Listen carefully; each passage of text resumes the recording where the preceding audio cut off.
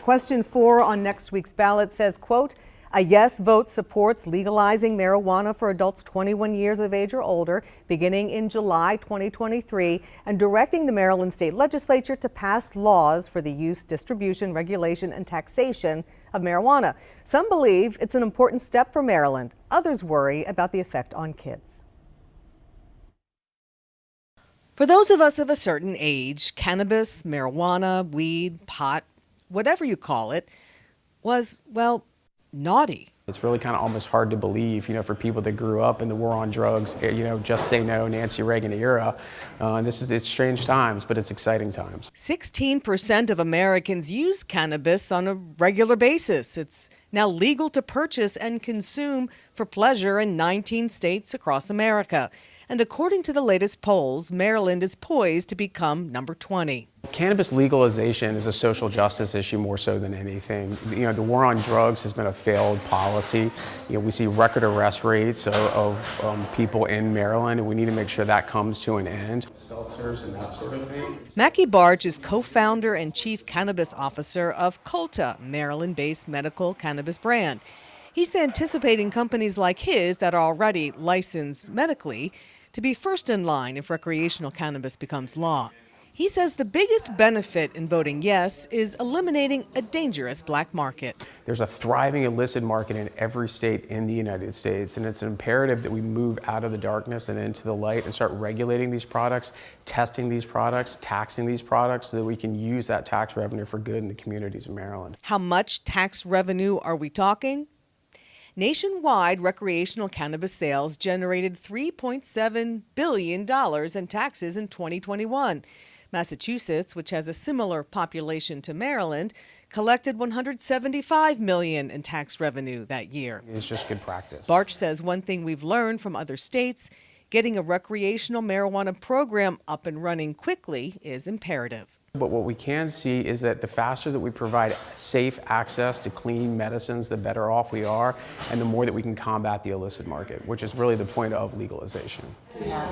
Christina B. Johnson, owner and CEO of Standard Wellness Maryland, a medical marijuana company, sees economic benefits for Marylanders, particularly minorities. It incentivizes minorities to participate through special funds that are going to be established here in the state.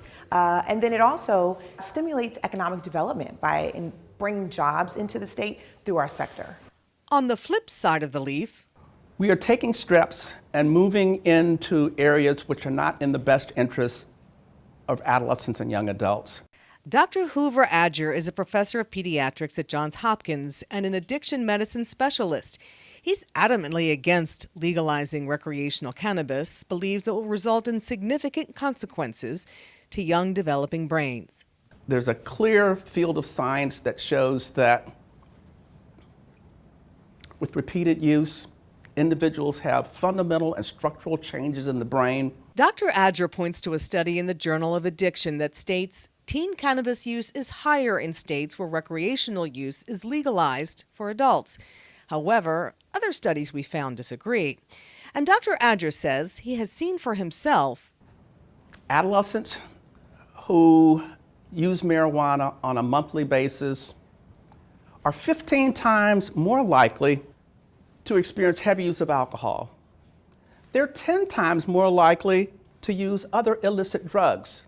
He likens the cannabis business to a modern-day tobacco industry. The move towards legalization is really a move towards commercialization. This is about money. It's about big money.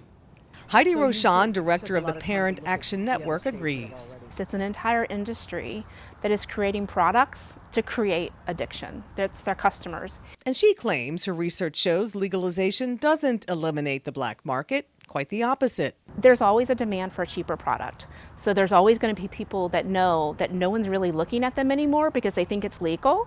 And so they're creating products illegally and selling them illegally because they're able to sell them for half the price because they're able to go around the taxes and things like that. One thing both sides can agree on, with legalization, cannabis consumption will go up. We're going to start to see a normalization of cannabis.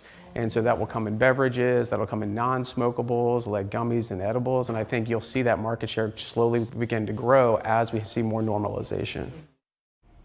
And again, the latest poll, which we reported yesterday, shows majority support, 63% for legalization. But supporters aren't celebrating just yet. They say anything can happen on Election Day. Tomorrow, we'll talk about minorities and women in the cannabis space.